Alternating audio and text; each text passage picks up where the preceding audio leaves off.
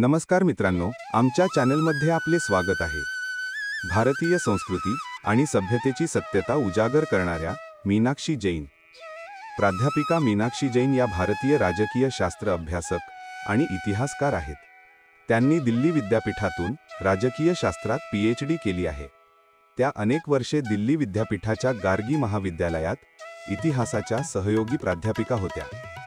त्यांनी Nehru memorial museum and लायब्ररीमध्ये fellowship केली आणि भारतीय इतिहास संशोधन परिषदेच्या कार्यकारी समितीच्या सदस्या देखील राहिल्या आहेत। सध्या त्या भारतीय सामाजिक विज्ञान संशोधन परिषदेच्या वरिष्ठ फेलो आहेत। जुलै 2025 मध्ये त्यांना राष्ट्रपती द्रौपदी मुर्मू यांनी साहित्य आणि शिक्षण क्षेत्रातून राज्यसभेसाठी नामनिर्देशित केले।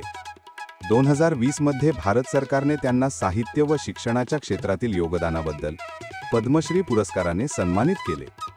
मीनाक्षी जैन यांची अनेक प्रमुख पुस्तके प्रकाशित झाली आहेत। यामध्ये विशेषतः मेडिएवल इंडिया NCERT 2002 आहे, जी वाजपेयी सरकारच्या काळात लागू झाली आणि सतीश चंद्र यांच्या जुन्या पाठ्यपुस्तकावर आधारित होती। इतर महत्त्वपूर्ण लिखाणांमध्ये समाविष्ट आहेत parallel pathways, essays on Hindu Muslim relations 1707 ते 1857, रामा आणि Ayodhya, the battle for Rama, case of the temple at Ayodhya, sati, evangelicals, Baptist missionaries and the changing colonial discourse, तसेच flight of deities and rebirth of temples.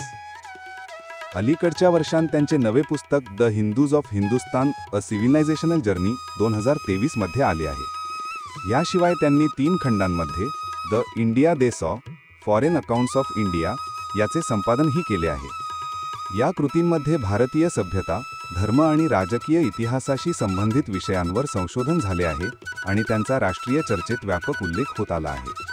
प्राध्यापिका मीनाक्षी जैन यांचा इतिहास दृष्टिकोन मुख्यतः कला सांस्कृतिक राष्ट्रवाद किंवा पुनरावलोकित इतिहासाच्या परिघात येतो। त्या वसाहतवादी आणि मार्क्सवादी व्याख्यांची टीका करताना भारतीय सभ्यतेच्या वैशिष्ट्यांना अधोरेखित करतात।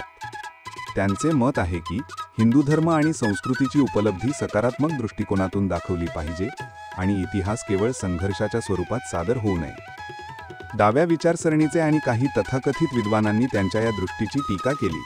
उदाहरणार्थ, मार्था नुसबॉम यांनी त्यांना शौकिया इतिहासकार म्हटले। नंदिनी सुंदर यांनी आरोप केला की त्यांचे मेडिएवल इंडिया हे पुस्तक सुलतानत आणि मुघलांना हिंदू विरोधी दाखवते, तसेच त्यांच्या उपलब्धींना दुर्लक्षित करते। दुसऱ्या बाजूला त्यांना भारतीय इतिहासात स्थानिक दृष्टिकोनाचे प्रवर्तक मानले जाते। त्यांनी मुद्रीकरणाच्या अभिलेखांचा आणि परदेशी स्रोतांचा उपयोग करून पर्यायी व्याख्या सादर केल्या आहेत। स्वराज्य पत्रिकेच्या मते त्यांचे 2002 चे पाठ्यपुस्तक वसाहतवादी कथनाला आव्हान देणारे होते आणि ते एक नवे, सकारात्मक तसेच समग्र इतिहास सादर करणारे मैलाचा दगड मानले गेले। मीनाक्षी जैन यांचे विशेष कार्य राम मंदिरवादावर राहिले आहे। त्यांनी आपल्या पुस्तकात रामा आणि अयोध्या तसेच द बॅटल फॉर रामा मध्ये ऐतिहासिक आणि पुरातत्वीय पुराव्यांच्या आधारे राम जन्मभूमी मंदिराच्या बाजूने युक्तिवाद केले आहेत। त्यांच्यानुसार 1989 पूर्वी उपलब्ध सर्व पुरावे हेच दर्शवित होते की बाबरी मशीद एका मंदिराचे अवशेष तोडून त्यावर बांधली गेली होती। त्यांची पुस्तके सर्वोच्च न्यायालयाच्या 2019च्या निकालाची जमीन तयार करणारी ठरली, ज्यामध्ये राम मंदिराच्या ऐतिहासिक अस्तित्वाला मान्यता देण्यात आली।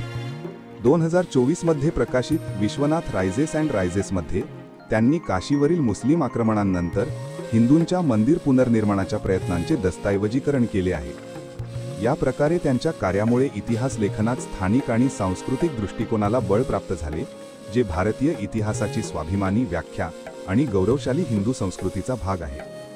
त्यांच्या सुधारणा आणि प्रयत्नांमुळे भारतीय संस्कृती आणि सभ्यतेची दडवलेली आणि दाबून ठेवलेली वास्तविकता उजेडात आली आहे, ज्यामुळे भारतीयांना अभिमान वाटतो। मित्रांनो, जर तुम्हाला हा व्हिडिओ आवडला असेल तर कृपया लाईक, शेअर आणि सबस्क्राईब करा। शेवटपर्यंत हा व्हिडिओ पाहिल्याबद्दल धन्यवाद। वंदे मातरम।